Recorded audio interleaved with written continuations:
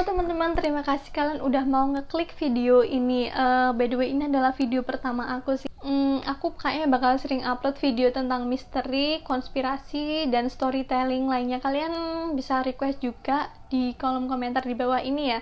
Dan aku minta tolong banget nih ke kalian kalau misal masih ada yang kurang lengkap atau ada yang salah dari video ini, aku minta maaf banget dan aku minta tolong ke kalian untuk mengisi kelengkapan atau mungkin kita juga bisa berdiskusi dalam kolom komentar di bawah ini.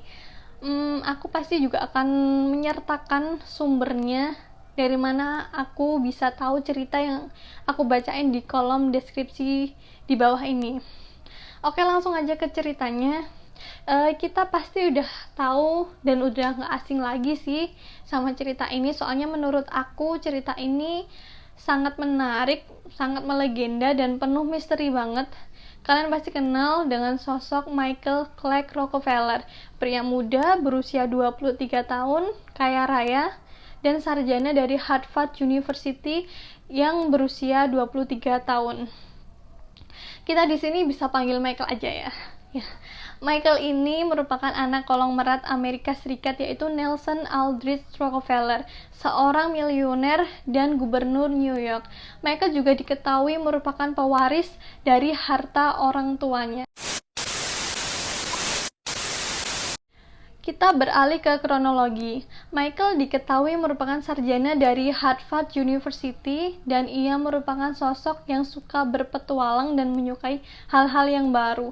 Awalnya Michael berangkat ke Papua karena Michael tergabung dalam rombongan ekspedisi Harvard Peabody Expedition yang melakukan penelitian tentang kehidupan orang-orang Dani di lembah Baliem, Pegunungan Jayawijaya pada bulan Maret 1961. Michael sendiri bertugas sebagai fotografer yang merangkap sebagai sound technician. Nah, dari sini Michael mulai mendapatkan informasi tentang seni ukir Asmat. Michael sangat tertarik dan ingin melihat langsung karya manusia peradaban batu tersebut. Selama 3 minggu kurang lebih, pada bulan Juni dan Juli, Michael menjelajah sebagian wilayah suku Asmat untuk mengumpulkan patung dan ukiran-ukiran. Hingga pada tanggal 10 Juli 1961, Michael meninggalkan Asmat dan kembali bergabung dengan Harvard Peabody Expedition di Baliem yang bekerja pada awal September. Dan kembali ke Amerika karena ekspedisi dianggap telah selesai. Michael kemudian kembali pada akhir September 1961 untuk misi khusus membuat dokumentasi dan koleksi Museum Primitive Art New York bersama temannya, yaitu seorang antropolog Belanda, Rijn Wassink. Michael dan Wassink menaiki sebuah perahu tradisional, namun di tengah perjalanan, tepatnya pada tanggal 19 November 1961, hal yang tidak diinginkan terjadi. Pada saat itu, perahu yang ditumpangi oleh Michael dan Wassink terombang-ambing dan terbalik lantaran ada badai yang menghantam perahu mereka. Michael Rockefeller dikabarkan berusaha berenang ke pantai menggunakan 2 jerigen sebagai pelampung. Saya rasa saya bisa membuatnya, Michael berkata pada Wassink. Padahal jarak waktu kejadian perahu mereka terbalik dipastikan sekitar 19 km dari bibir pantai. Kebayang gak sih 19 km itu sejauh apa? Bahkan kita yang berjalan di daratan yang kurang lebih 1 km aja udah ngerasa capek banget. Dan temannya yaitu Wassink yang merupakan antropolog asal Belanda itu berhasil diselamatkan keesokan harinya. Tapi Michael Rockefeller tak berhasil ditemukan sampai saat ini. Hilangnya Michael Rockefeller ini tentunya menggemparkan dunia. Keluarga Rockefeller yang kaya raya tentunya tidak akan tinggal diam. Nelson, sang ayah, menyewa Boeing 707 dan terbang bersama tentara ke wilayah tersebut. Bahkan ribuan penduduk setempat bergabung untuk melakukan pencarian dan melibatkan puluhan kapal, pesawat, dan helikopter.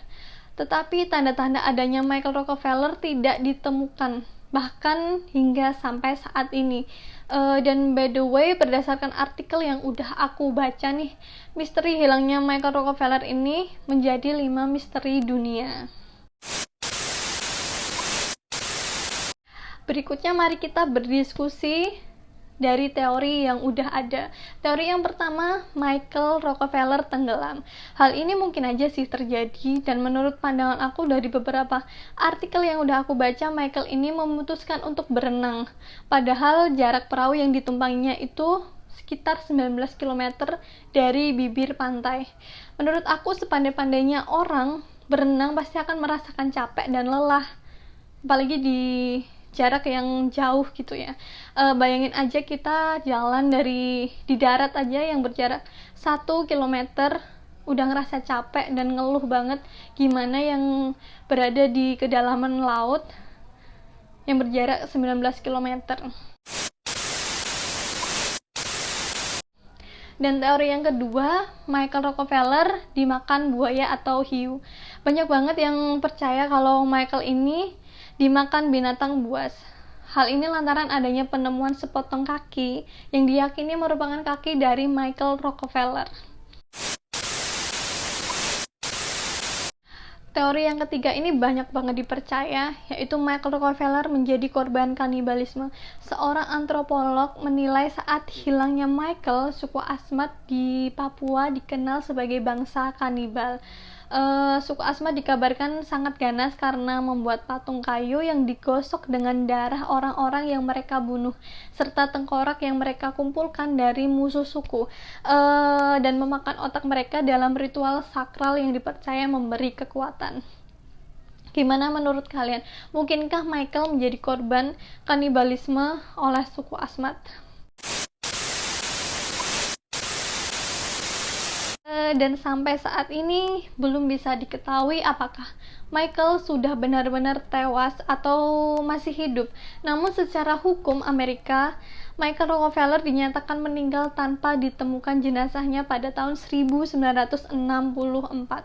Namun pada 8 tahun kemudian, yaitu pada tahun 1969, sebuah film dokumenter memperlihatkan sosok manusia Papua berkulit putih turut tampil bersama suku asli Papua.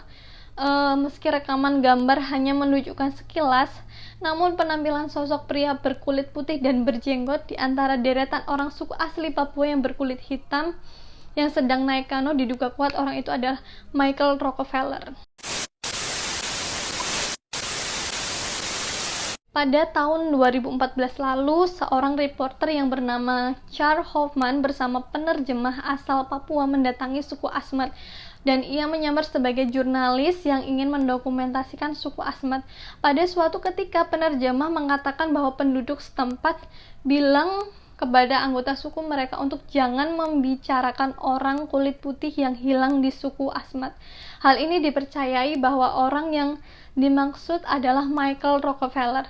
Namun hal ini juga masih menjadi misteri karena tidak ada bukti yang mendukung. Gimana menurut kalian, apakah Michael Rockefeller masih hidup dan merubah identitas barunya sebagai penduduk suku Asmat karena dia sangat tertarik pada kehidupan orang-orang suku Asmat? Nah, itu dia teman-teman yang bisa aku ceritakan. Kalau misal ada yang kurang lengkap, bisa kalian tambahin di kolom komentar. Mari kita berdiskusi bersama karena kita sama-sama mempelajari suatu kasus yang belum terpecahkan hingga saat ini. Terima kasih buat kalian yang udah nonton sampai akhir. Kalau kalian suka, jangan lupa di like dan komen untuk berdiskusi lebih lanjut, dan jangan lupa di subscribe untuk mensupport channel ini. Oke, terima kasih, dadah.